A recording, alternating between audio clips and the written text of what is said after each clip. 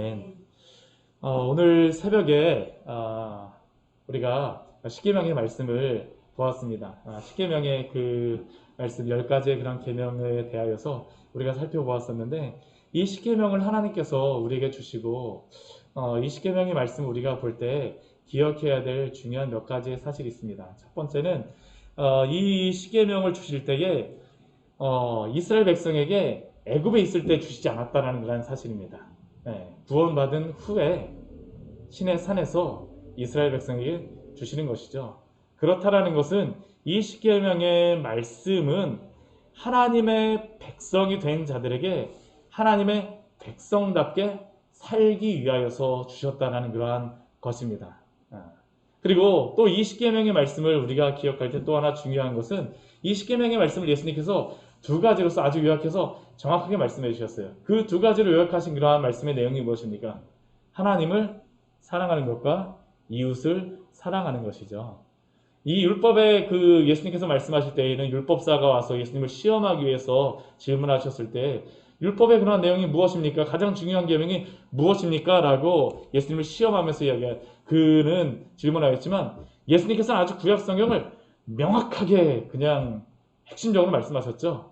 이 구약 성경의 내용은 하나님을 사랑하는 것과 이웃을 사랑하는 것에 대하여서 기록되어졌다는 겁니다. 십계명도 그렇게 되어 있습니다. 1계명서부터 4계명까지는 하나님을 사랑하는 계명에 대하여서 우리에게 말씀하심이고, 또한 5계명서부터 마지막 10번째 계명까지는 이웃사랑에 대하여서 말씀하시는 겁니다. 이 율법이라는 것이 그래서 단순히 지켜라, 하지 말아라 라고 우리가 보통 이 계명을 생각하게 되어지는데, 근데 이 율법은 우리가 지켜라, 하지 말아라 이 명령으로서 우리가 받아들이면 안 됩니다. 항상 그 율법 아래에는 무엇이 깔려 있을까요? 사랑이 깔려 있습니다. 사랑. 아까 말씀드린 것 같이 우리에게 이 계명을 지킬 수 있는 이유는 무엇이냐면 우리를 구원해 주셨기 때문입니다. 우리를 구원하셨다라는 것은 그 밑에 무엇을 말합니까? 하나님의 사랑이 있는 것이죠. 하나님의 은혜가 있는 것입니다. 우리 주 예수 그리스도가 우리의 모든 죄를 다 담당하심으로 말미암아 구원받은 성도에게 주신 그 말씀이 무엇입니까? 이 십계명의 말씀이에요. 하나님의 백성답게 살아가기 위해서. 그래서 우리가 이 십계명을 지킬 때 항상 사랑의 마음으로 지켜야 됩니다. 사랑으로 우리를 구원하여 주신 그 하나님의 사랑에 감사하며, 또한 사랑으로 우리가 이 십계명의 말씀을 지켜가는 것이 굉장히 중요하죠. 이것을 잃어버리게 되면 이 율법이 무엇처럼 여겨질까요? 굉장한 짐처럼 여겨집니다. 이걸 어떻게 해야지 돼? 네 번째 계명서부터 우리 안식일을 거룩하게 지키라는데, 내가 주일날 할 게 이렇게 많은데 어떻게 이거를 지켜야지 돼? 하기 시작하면 답이 없는 것이죠. 우리가 어떻게 주일을 거룩하게 지킬 수 있습니까?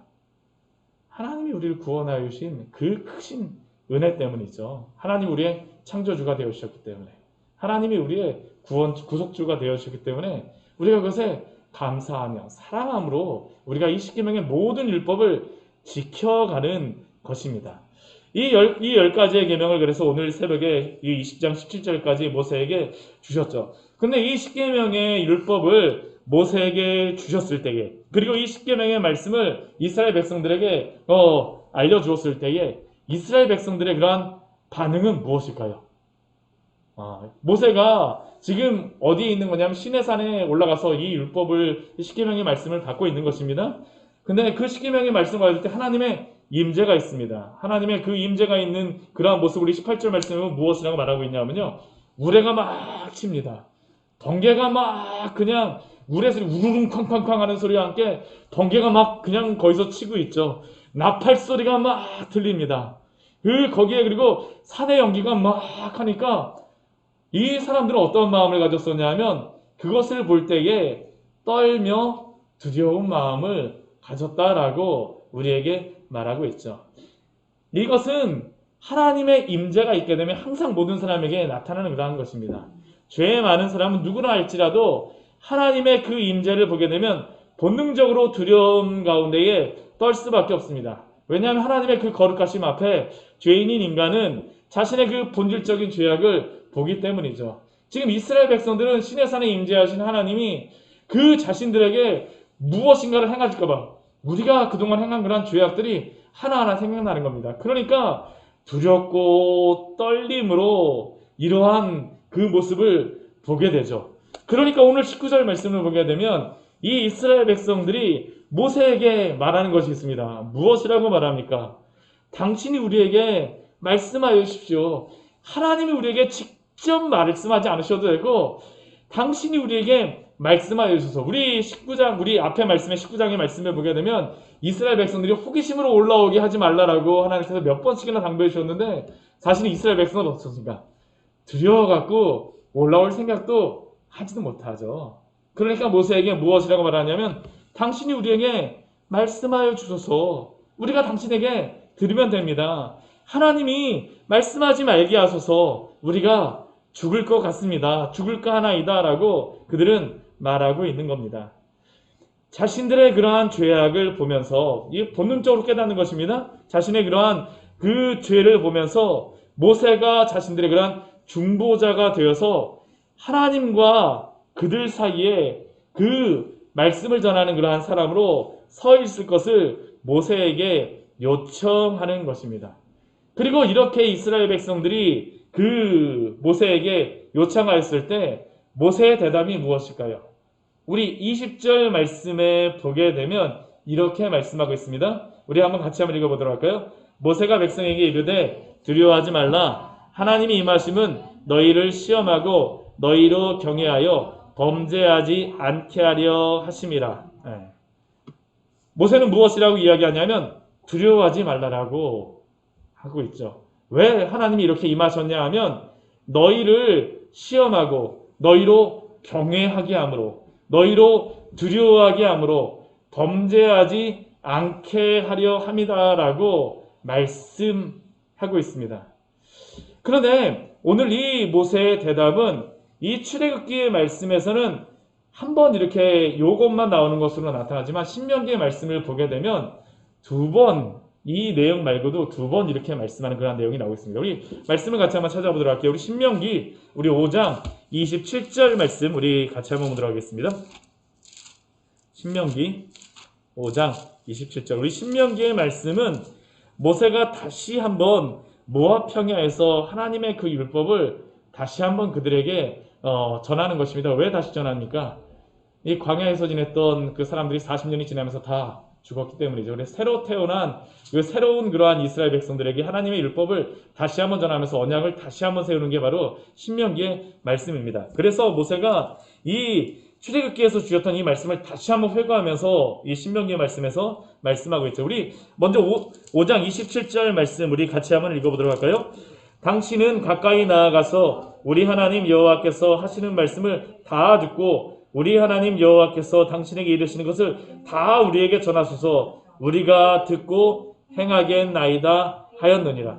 어떻습니까? 오늘 지금 20장 19절의 말씀에 이스라엘 백성들이 말하였던 것을 그대로 모세가 다시 한번 기록하고 있죠.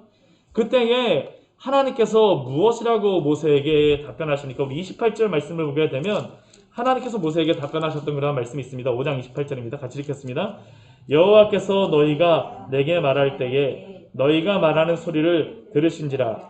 여호와께서 내게 이르시되 이 백성이 내게 말하는 그 말소리를 내가 들은즉 그 말이 다 옳도다.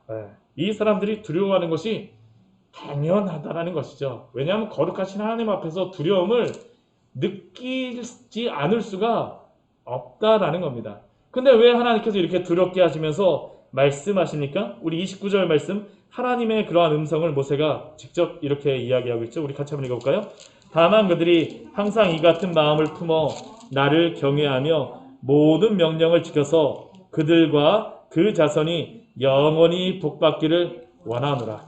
왜 하나님이 이렇게 두려움 가운데에 이렇게 그 떨림 가운데에 하나님이 이 말씀을 듣게 하십니까?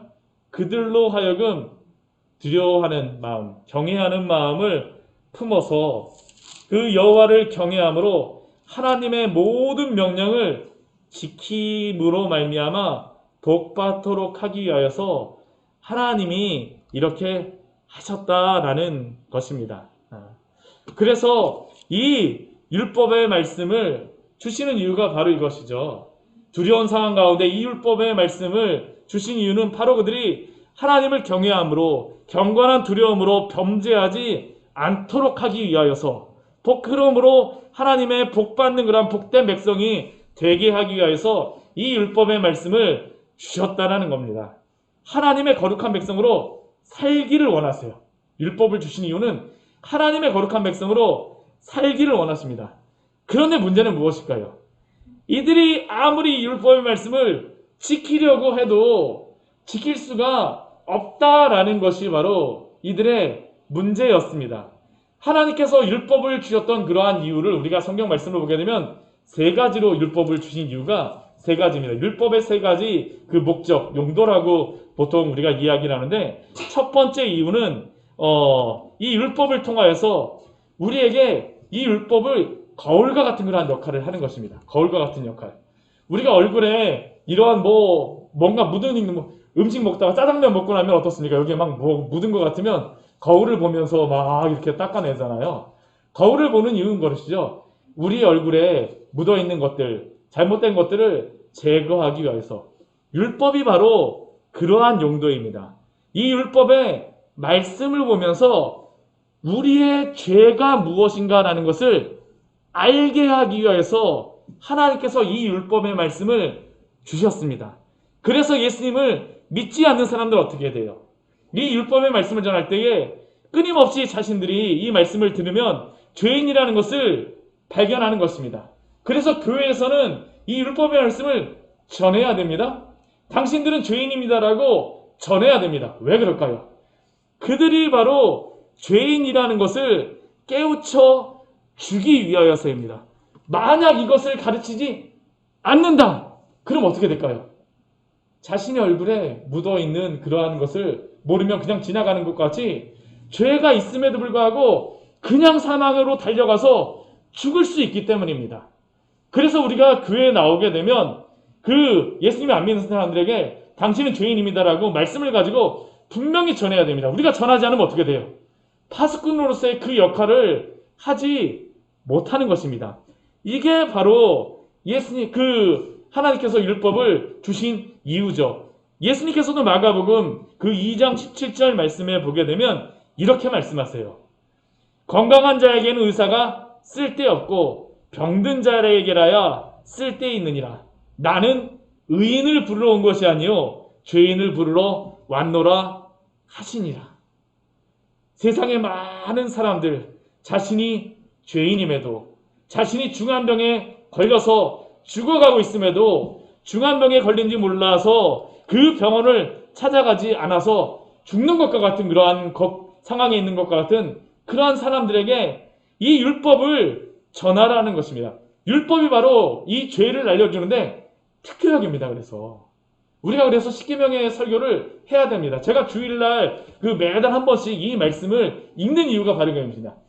하나님의 이 말씀을 비춰보면서 우리의 죄가 무엇인지를 알라라는 것이죠. 이거는 불신자에게만 해당하는 것이 아닙니다. 우리들도 어떻습니까? 예수님을 믿는다라고 하지만 죄에 그러한 오염되어 있고 죄에 그러한 얽매여 있는 그러한 부분들이 있기 때문에 아무리 예수님을 믿으려고 해도 어떻게 돼요? 조금 지나고 보면 나는 주님을 믿으면서 가야지 하는데 방향이 어떻습니까? 하면서 엉뚱한 길로 막 가고 있는 겁니다. 그러면 우리가 어떻게 돼요? 이 율법의 말씀을 보면서 우리를 비춰보고 다시 회개하고 돌아와야 됩니다.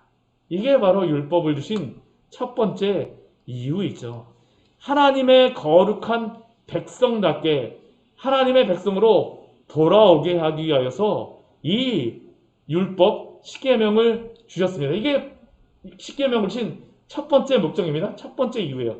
두 번째 우리 십계명을 이 율법을 주신 두 번째 이유가 있는데 그것은 무엇이냐 하면 우리로 이 십계명의 말씀을 알므로 말미암아 이것은 행하지 않아야 되는 것이구나 라는 것을 스스로 깨닫고 억제하는 그러한 역할을 하는 것이 바로 이 십계명의 말씀입니다.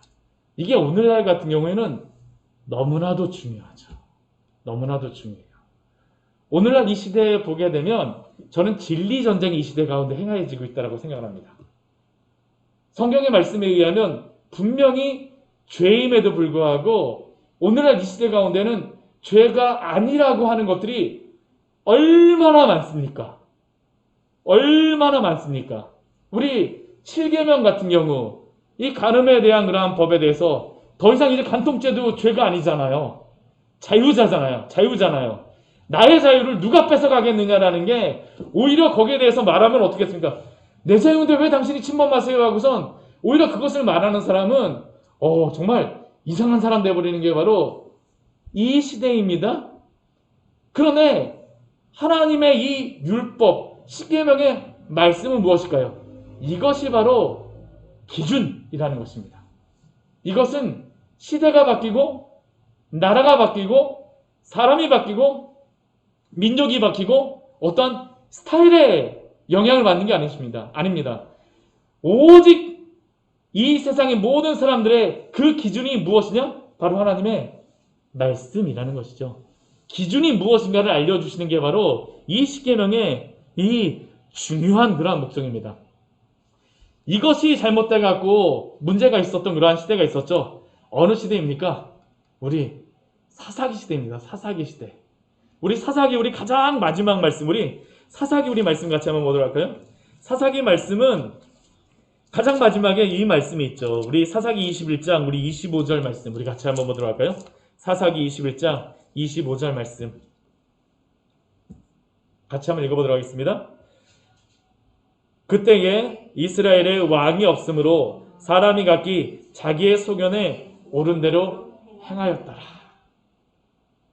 하나님을 믿는 백성이라고 하면서도 이스라엘 백성에게 하나님을 제대로 거룩한 백성의 이 법이 그들 안에 없으니까 어떡합니까? 다 자기 소견에 옳은 대로 했다라는 것이죠. 이 십계명, 이 율법은 그래서 무엇입니까? 무엇이 옳은가 그른가 라는 것에 대한 경계선이 바로 이 십계명의 말씀입니다. 이것은 그래서 불신자든 신자든지 간에 모두 이 기준에 따라서 살아가라는 것이 바로 하나님이 우리에게 주신 그러한 말씀이죠. 오늘 20절 말씀이 바로 그것입니다. 우리 모세가 그 20장 20절 우리 출애굽기 말씀을 보면 두려워하지 말라라고 하면서 하나님이 임하시면 너희를 시험하고 너희로 경외하여 범죄하지 않게 하려 하기 위해서. 이것이 바로 기준이라는 것이죠. 너희 소견에 오른 대로 행하지 말라라는 것입니다. 하나님을 두려워함으로 이 죄를 범하지 않기 위해서 하나님이 율법을 주셨다라는 것입니다. 그런데 오늘 이스라엘 백성에게 오늘 모세가 이렇게 19절 말씀에서 이스라엘 백성들이 당신이 우리의 중보자가 되어주셔서 하나님이 우리에게 이 말씀을 하지 말게 하여 주십시오라고 그 이스라엘 백성들이 그 모세에게 요청하였지만 사실은 여기에 대해서 하나님께서 또 다른 답변을 주신 한 가지의 말씀이 더 있습니다. 그게 어떤 말씀이 나오냐면 우리 신명기 말씀, 우리 18장 말씀에 또 나오고 있습니다. 우리 신명기 18장 말씀 같이 한번 보도록 할까요? 우리 신명기 18장 말씀 같이 한번 보도록 하겠습니다. 우리 18장, 우리 16절 말씀부터 우리 같이 한번 보도록 할게요. 우리 신명기 우리 18장 16절 말씀입니다. 같이 읽겠습니다. 이것이 내가 청회의 날에 호렙산에서 내 하나님 여호와께 구하는 것이라. 곧 내가 말하기를 내가 다시는 내 하나님 여호와의 음성을 듣지 않게 하시고 다시는 이 큰 불을 보지 않게 하소서. 두렵건대 내가 죽을까 하나이다 하매. 오늘 출애굽기 20장 19절의 말씀을 다시 한번 그 모세가 신명기 18장 16절 말씀에서 다시 한번 말씀하고 있죠. 다시 한번 말씀하고 있습니다. 당신이 우리의 중보자가 그래서 되어달라고 이야기합니다. 그런데 여기에 대해서 하나님께서 무엇이라고 응답을 하셨을까요? 우리 17절 말씀해 보게 되면 여호와께서 내게 이르시되 그 말이 옳도다라고 말씀하시죠. 그런데 18절 말씀에 이렇게 하십니다. 우리 18절 말씀 같이 읽겠습니다. 내가 그들의 형제 중에서 너와 같은 선지자 하나를 그들을 위하여 일으키고 내 말을 그 입에 두리니 내가 그에게 명령하는 것을 그가 무리에게 다 말하리라. 우리 15절 말씀에도 또 이거 이렇게 말씀해요. 동일한 우리 말씀인데 우리 15절 말씀도 우리 18장 15절 말씀도 같이 읽겠습니다. 내 하나님 여호와께서 너희 가운데 내 형제 중에서 너를 위하여 나와 같은 선지자 하나를 일으키시니니 너희는 그의 말을 들을지니라 라고 말하고 있죠. 왜 이것이 중요할까요? 지금 이스라엘 백성들은 하나님 앞에 두려워서 우리가 나아갈 수가 없습니다. 그러니 당신이 우리 대신 들어서 당신이 우리에게 전하여 주십시오. 당신이 우리에게 중보자가 되어 주십시오라고 지금 말하고 있는데, 하나님께서는 모세를 중보자로 세우신 것이 아니라 누구를 중보자로 세우셨다는 겁니까? 나와 같은 선지자 하나를 세우시겠다라고 말씀하세요. 나와 같은 선지자 하나. 이분이 누구일까요? 예수 그리스도입니다. 예수 그리스도예요. 우리가 하나님 앞에 어떻게 나아갈 수 있을까요? 모세 때문에 나아갈까요? 우리가 율법을 지킴으로 나아갈까요? 만약 여기서 모세 너가 중보자가 되어라 하게 되면 우리가 무엇을 가지고 구원을 받는 것입니까? 모세가 받은 율법을 지킴으로 말미암아 구원을 받는 것이지만 우리가 결코 모세가 준 율법으로 구원을 받는 것이 아닙니다. 우리는 무엇으로 구원을 받습니까? 오직 예수 그리스도를 믿음으로 말미암아 참된 중보자이신 예수 그리스도가 우리의 중보자가 되어주심으로 말미암아 우리는 오늘도 하나님의 그 거룩한 보좌 앞에 담대히 나아갈 수 있는 줄 믿습니다. 이게 바로 히브리서의 그러한 고백입니다. 우리 히브리서 말씀 같이 한번 보도록 할까요? 이 말씀을 알게 되면 히브리서 말씀이 참으로 은혜가 되어져요. 우리 히브리서 우리 3장 말씀을 우리 같이 한번 가서 한번 보도록 하겠습니다. 하나님께서 예수 그리스도를 중보자로 세워주세요.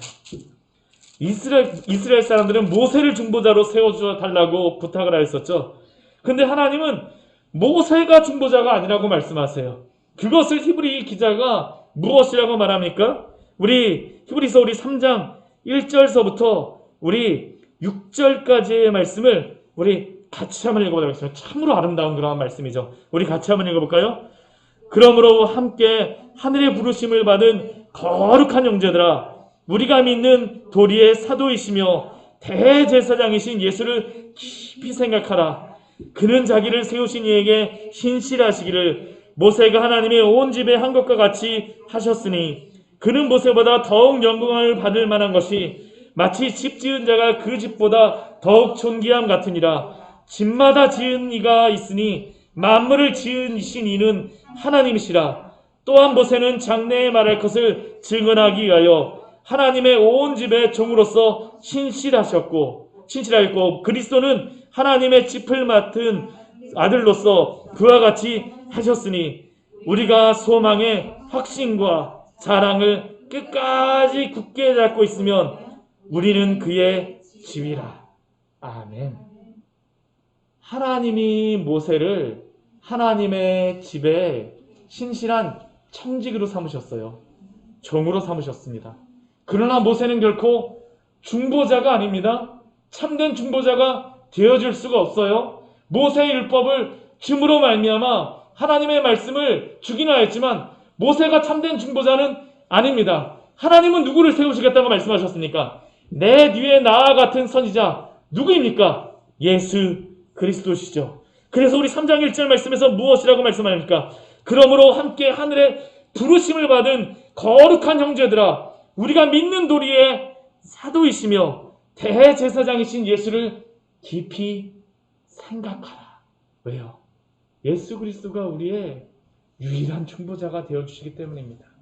우리는 오직 예수 그리스도를 통해서만 하나님의 보좌 앞에 나아갈 수 있죠. 그래서 우리 히브리서 4장 우리 14절 우리 15절 16절 말씀해 보게 되면 그 대제사장이신 예수 그리스도가 어떠한 분이신가를 우리에게 이렇게 말씀합니다. 우리 히브리서 4장 14절 15절 16절 말씀입니다.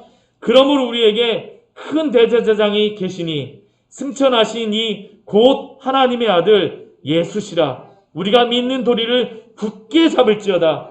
우리에게 있는 대제사장은 우리의 연약함을 동정하지 못하실 리가 아니요 모든 일에 우리와 똑같이 시험을 받으시니로되 죄는 없으시니라. 그러므로 우리는 긍휼하심을 받고 때를 따라 돕는 은혜를 얻기 위하여 은혜의 보좌 앞에 담대히 나아갈 것이니라. 아멘. 모세가 중보자가 되어졌다면 우리는 하나님의 보좌 앞에 담대히 나아갈 수가 없습니다. 그러나 예수 그리스도가 우리의 중보자가 되어주심으로 말미암아 우리의 모든 죄를 다 담당하시고 십자가에 죽으실 때 성전에서는 무슨 일이 벌어집니까? 휘장이 찢어지게 되어지죠. 그리고 그 휘장으로 우리는 들어가게 되어진 것입니다. 그 은혜의 보좌 앞에 담대히 나아갈 수 있도록 우리에게 은혜를 베풀어 주셨죠. 이게 바로 예수님을 통하여서 주시는 그 놀라운 은혜 아닙니까? 놀라운 중보자 되어 주심이죠. 그래서 오늘 이스라엘 백성들에게는 당신이 우리의 중보자가 되어 주소서라고 이야기하지만 우리는 누구를 의지하고 나갑니까? 예수님 의지하고 나가십시오. 어떠한 두려운 일이 있을 때에 이것이 바로 참된 경외, 하나님을 경외함입니다. 우리가 하나님을 두려워하게 되면 하나님 앞에 기도하러 가지 못해요. 하나님 앞에 너무나도 내가 죄인이라는 것을 알게 되면 나는 죄인입니다 하면서 너무나도 두려워요. 근데 왜 하나님 앞에 우리가 은혜 가운데 나아갈 수 있습니까? 예수 그리스도가 우리의 중보자가 되어주셨기 때문에 그 은혜를 아는 자들은 하나님 앞에서 기쁨으로 나아가게 됩니다. 그게 얼마나 감사한 은혜인지 모르죠. 율법이 결코 그래서 우리를 죽이는 것이 아닙니다. 율법을 통하여서 우리는 하나님을 보게 되어집니다. 예수 그리스도가 우리의 중보자가 되어주시기 때문에. 그리고 예수님이 우리의 중보자가 되어주셨기 때문에 이제 우리는 하나님을 예배하는 자로 되어질 수가 있습니다. 우리 22절 이후의 말씀 우리 쭉 이제 24장까지의 말씀이 어떠한 말씀이냐면 우리 출애굽기에 잠깐 제가 내용을 말씀드리게 되면요. 이 먼저 20장 말씀에서는 십계명에 대해서 말씀하십니다. 그리고 그 20장에서 십계명에 대해서 앞에서 말씀하시죠. 그리고 22장 우리 20장 22절에서부터 24장까지 무엇에 대해서 말씀하시냐면 여러 가지 율법의 그러한 율례들이 나와 있습니다. 그 세부적인 그러한 규칙들이 나와 있어요. 여기에는 보게 되면 도덕적인 그러한 그 율법에 대한 말씀들도 있고요. 어떤 거는 우리의 그러한 그 사회에서 우리가 어떻게 살아가야 되는지 사회적인 그러한 규칙들도 나와 있고요. 어떤 것은 우리가 어떻게 예배를 드리고 나아가야 되는지에 대해서 나와 있습니다. 그런데 이 20장 22절 나와 있는 것은 다 무엇에 대한 그 설명이냐 하면 앞에 있는 십계명에 대한 부차적인 설명입니다. 우리가 헌법을 보게 되면 헌법은 이렇게 법률이 많지 않잖아요. 그렇죠? 헌법에 법은 많지 않잖아요. 그 헌법 밑에 많은 강론과 여러 가지 법으로 나누어진 것처럼 우리 출애굽기 20장 22절 이후의 말씀을 보게 되면 여러 가지 십계명에 대해서 설명해 주세요. 먼저 22절부터 26절까지의 말씀을 보게 되면 무엇에 대해서 말씀하시냐면 예배에 대해서 말씀하십니다. 예배에 대해서 말씀하세요. 우리 십계명의 우리 두 번째 계명이 무엇이었습니까? 우상 숭배에 대해서 말씀하셨었죠. 그렇죠? 우상 숭배하지. 그 하나님 우리가 어떻게 예배해야 되는가라는 것을 우리 22절부터 26절까지의 말씀에서 우리에게 말씀하여 주시는 것입니다.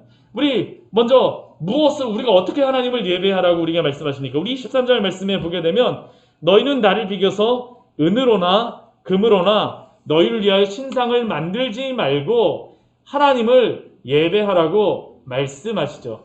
이것은 십계명의 두 번째 계명에 대한 그러한 설명입니다. 왜 이 사람들이 금이나 은이나 형상을 만들겠습니까? 하나님 보이지 않기 때문이에요. 하나님 보이지 않기 때문에. 우리가 보이지 않는 하나님을 믿는다는 것이 너무나도 쉽지 않죠. 그러다 보니까 보이는 하나님으로 만들고자 하는 게 인간의 본능적인 욕구인 겁니다. 흡사 어린아이가 엄마가 없으면 불안해하는 것처럼 사람은 보이지 않는 하나님을 섬기면서 보이지 않기 때문에 세상에 두려운 일이 일어날 때마다 무엇인가 보이는 하나님으로서 나타내고 싶은 겁니다. 그러니까 우상을 만들어요. 근데 이러한 은이나 금이나 신상을 만들기 시작하면 그 결과는 무엇으로 항상 빠질까요? 우상 숭배로 항상 맞닿을 수밖에 없죠. 우리 출애굽기 우리 32장 말씀서부터 보게 32장 말씀해 보게 되면 아론과 이스라엘 백성들이 금송아지를 만듭니다. 금송아지를 만들면서 그들이 그 말하였던 이유는 무엇일까요? 이것이 바로 우리를 구원하는 하나님이라는 것이 바로 그들의 이유입니다. 우리 하나님을 섬기기 위해서, 잘 섬기기 위해서 금송아지를 만들었다고 이야기해요. 우리 북이스라엘에서도 보면 단에도 금송아지를 만들고요. 그리고 그 남쪽인 베델에도 금송아지를 만듭니다. 왜 이것을 만들었을까요? 그것은 하나님이라고 생각하는 겁니다. 하나님의 그러한 명절도 만들고 이것은 하나님이라고 그랬고 예루살렘 갈 필요 없이 여기서 하나님을 예배하는 겁니다. 대신에 무엇을 만든 겁니까? 금송아지 만들어 놓은 것이죠. 예전 아론이 만들어 놓은 것 같이 금송아지 만들고 나서 하나님을 섬긴다라고 그들은 이야기하는 것입니다. 오늘날 천주교에서도 많은 형상 숭배가 결국 이러한 이유 때문에 생겨난 것이죠. 그렇게 천주교회는 십계명의 계명조차도 바꿉니다. 우리 천주교의 그 십계명을 보게 되면 두 번째 계명이 우리와 틀립니다. 우리 두 번째 계명 무엇이라고요? 우상숭배, 형상을 만들어서 우상숭배하지 말라라는 겁니다. 근데 천주교에서는 두 번째 계명이 그것이 없어요. 아예 두 번째 계명은 그들은 우리가 두 번째 계명이라고 하는 것을 첫 번째 계명과 함께 합쳐서 그들은 그냥 한 계명이라고 이야기합니다. 그럼 어떻게 십계명이 되느냐? 마지막 우리가 10번째 계명 있잖아요. 10번째 계명에 보게 되면 내 이웃의 아내를 탐하지 말고 내 이웃의 그러한 재물을 탐하지 말라라고 하는데 이것을 두 개로 다 나눠서 합니다. 왜 그럴까요? 형상 숭배하는 것 때문에 그렇습니다. 형상 숭배하는 것 때문에. 우리의 이 본질적인 죄악의 모습이 무엇인지를 우리에게 말씀해 주신 것입니다. 하나님을 섬기는 것으로서 이야기하면서도 실제는 무엇을 섬기니까 나의 무엇인가를 섬긴다는 것이죠. 나의 무엇인가, 나의 헛된 그러한 허영심, 종교심을 자극하기 위한 것이 바로 이 형상숭배, 우상숭배라는 겁니다. 이것뿐만이 아니죠. 우리가 이러한 우상숭배에 빠지는 여러 가지 어리석음이 무엇입니까? 우리의 통장의 잔고가 없어지게 되면 하나님도 안 계신 것 같아요. 그렇죠? 하나님도 계시지 않은 것 같고 우리의 안락한 집이 갑자기 사라지는 것 같으면 하나님도 계시지 않는 것 같고 우리의 여러 가지 자녀들과 나의 그런 사업과 많은 여러 가지 내가 사랑하는 그런 사람들이 어려움을 당하거나 그렇게 되면 하나님이 살아계시지 않은 것처럼 여겨져요. 그러나 하나님은 그러한 상황 속에서도 여전히 살아계시며 우리를 지키시고 우리를 보호하시는 줄 믿습니다. 이게 우리가 하나님을 예배해야 되는 것이죠. 두 번째 이들의 예배에 대해서 두 번째 말씀하시는 것이 무엇이냐면 우리 24절 말씀에 보면 나옵니다. 토단을 쌓고 그 위에 내 양과 소로 번제와 화목제를 드리라 라고 말씀하시죠. 이것은 왜 이 말씀을 하실까요?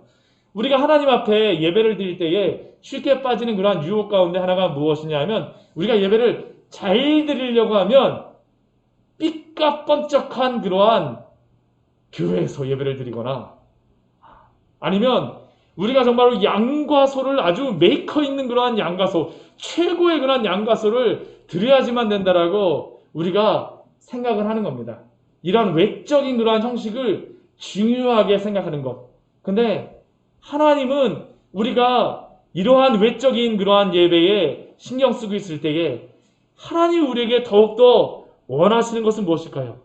우리의 마음을 원하세요. 우리 24절 말씀을 한번 잘 보십시오. 내가 내 이름을 기념하게 하는 모든 곳에서 우리가 하나님을 사랑하며 하나님을 존귀히 여기며 영과 진리로 예배하는 그곳에서 하나님이 예배를 받으시겠다라는 것이죠. 이것을 예수님께서 무엇으로 말씀하셨습니까?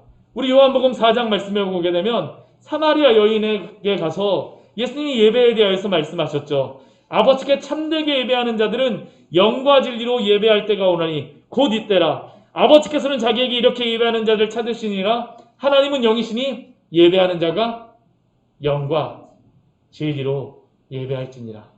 그리심산에서 나는 예배해야 되는가? 예루살렘에서 예배해야 되는가? 이것보다도 더 중요한 것은 무엇이라는 겁니까? 우리의 마음이 하나님을 참되게 예배하고 있느냐라는 것을 우리에게 질문하시는 것입니다. 그렇다고 해서 제가 예배의 형식이나 모양이 전혀 의미 없다라는 게 아닙니다. 이거 우리가 착각하지 말아야 됩니다. 예배 형식과 모양이 의미가 없다는 것이 아니에요. 우리의 죄악된 인간의 본성은 하나님을 참되게 영과 진리로 예배해야 되는데, 우리의 마음은 어떻습니까? 오히려 하나님 앞에서 내가 얼마나 큰 성전에서, 큰 제단에서 예배드리느냐 가지고 나를 자랑하고, 내가 얼마나 많은 예물을 드렸네라고 하는 것을 가지고 나를 자랑하기가 쉽기 때문입니다. 이러한 것으로 치우친다라면 우리는 하나님을 참되게 예배하는 그러한 거룩한 예배자가 아닌 휘황찬란한 바벨탑 위에서 예배할 수도 있다는 것을 기억하십시오. 예배 형식보다 우리의 마음으로 예배하시는 우리 귀한 성도들 되시기를 축원합니다. 또 세 번째 우리에게 예배에 대해서 오늘 말씀하시는 것이 있는데, 우리 25절 말씀에 보면 나오죠. 우리 이렇게 말씀합니다. 내가 내게 돌로 제단을 쌓거든 다듬은 돌로 쌓지 말라라고 말씀하세요. 내가 정으로 그것을 쩌면 부정하게 함이니라. 이 말씀을 보면 어떻게 제단을 쌓으라는 것입니까? 그냥 돌멩이 가져다가 그냥 제단을 쌓으라라는 것입니다. 왜 이것을 말씀하실까요? 여기에서 정으로 쫀다라는 그러한 의미는 무엇이겠습니까? 인간의 어떤 노력으로서 구원을 이룬다라는 그러한 의미가 있죠.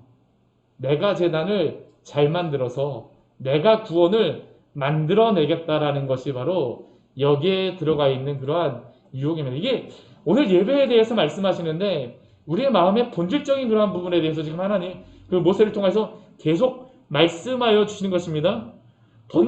이 제단이라는 것은 어떠한 것입니까? 번제와 화목제가 바쳐지며 제물이 바쳐지는 것입니다. 죄의 용서와 화목은 제물을 통하여 이루어지는 것이지 제단 때문에 이루어지는 것이 아니라는 것을 분명히 우리는 기억해야 합니다. 예수님께서도 마태복음 23장 19절 말씀에 보면 맹인과 같은 그런 바리새인들에게 이렇게 말씀하세요. 맹인들이여 어느 것이 크냐? 그 예물이나 그 예물을 거룩하게 하는 제단이냐? 우리를 거룩하게 하는 것은 다듬은 돌로 쌓아서 금으로 제단을 만들어서 우리가 구원을 얻는 것이 아니라 우리의 구원의 제물이신 하나님의 어린 양 되신 예수 그리스도로 말미암아 우리의 모든 죄가 용서함을 받고 구원을 얻는 줄 믿습니다. 여기에는 우리가 더할 것이 없어요. 정으로 쪼을 것이 없습니다. 오직 우리는 예수 그리스도를 믿음으로 말미암아 구원을 얻는다라는 것을 기억하십시오. 예배는 바로 그러한 것입니다. 예수 그리스도를 의지하면서 예배하십시오. 나의 어떠한 것을 가지고 우리가 하나님을 높이는 것이 아니라 예수 그리스도 때문에 우리가 나왔기 때문에 예수 그리스도를 또한 의지함으로 하나님 앞에 예배하시는 우리 귀한 성도님들 되시기를 축원합니다. 이게 우리가 필요한 지식입니다. 이게 지혜예요. 이걸 모르고 예배하게 되면 헛예배 드릴 수 있습니다. 오늘 본질적인 그러한 것을 가지고 말씀하시죠. 또 우리가 예배 드릴 때에 네 번째 우리에게 주의사항을 주십니다. 그것이 무엇일까요? 우리 26절 말씀해 보게 되면 층계를 오를 때에 층계로 제단에 오르지 말라라고 말씀하세요. 왜냐하면 내 하체가 그 위에 드러날까 함이라라고 말씀하십니다. 이것이 도대체 무슨 의미일까요? 우리가 하나님을 예배한다라고 하면서 우리가 아까 앞에서 우리가 마음으로 예배한다라고 하게 되면 우리의 또 죄악된 마음이 무슨 마음이냐면, 그래 나는 마음으로만 예배하면 되지, 마음으로만 예배하면 되지 라고 하면서 형식적인 우리의 거룩함으로 우리가 준비할 것들을 준비하지 않고 나아가는 그러한 어리석음에 빠질 수 있다라는 것이죠. 요즘에 얼마나 많은 사람들이 요즘에는 코로나 때문에 어쩔 수 없는 그런 부분들이 있지만 캠핑장 가서도 막 핸드폰 보면서 나는 하나님 앞에 영과 진리로 이 캠핑장에서 오늘은 설악산에서 드리고 다음 주에는 지리산에서 드리고 그 전국을 종주하면서 내가 하나님을 예배할 것이다, 이렇게 마음 먹으시는 분들이 있으실 수도 있습니다. 안 된다라는 것이죠. 안 돼요.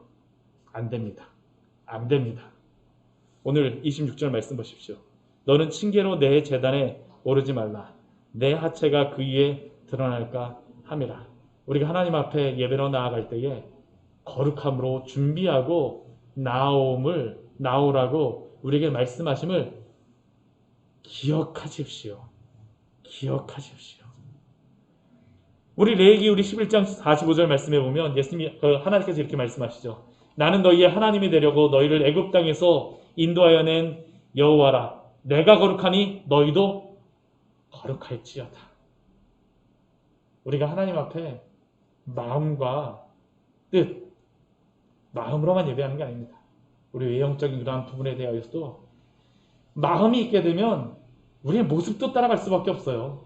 내가 예배를 사모하게 되면 어떻게 그냥 나올 수 있습니까? 막 반바지에다가 막 슬리퍼 끌고 막 교회 예배 드리러 나올 수 있을까요? 아니요, 그럴 수 없어요. 오늘 바로 예배에 대해서 하나님 우리에게 말씀하여 주시는 것이죠. 하나님 우리에게 예배를 드릴 때에 거룩함으로 나아오기를 원하십니다. 우상숭배의 예배와 같이 이 시대의 이 예배는 다른 가나안의 종교의 예배는 옷을 안 입고 예배를 드립니다. 그게 그들의 예배의 모습이었어요. 세상 사람들이 다 그렇게 예배하니까 나도 그렇게 예배하겠다. 아닙니다. 우린 하나님을 경외하기 때문에 예수 그리스도를 의지하여서 그 보좌 앞에 담대히 나아가지만 그러나 경건한 두려움을 가지고 예배해야 될 줄 믿습니다. 이것이 바로 우리에게 하나님이 요구하시는 예배의 모습이죠. 같이 기도하도록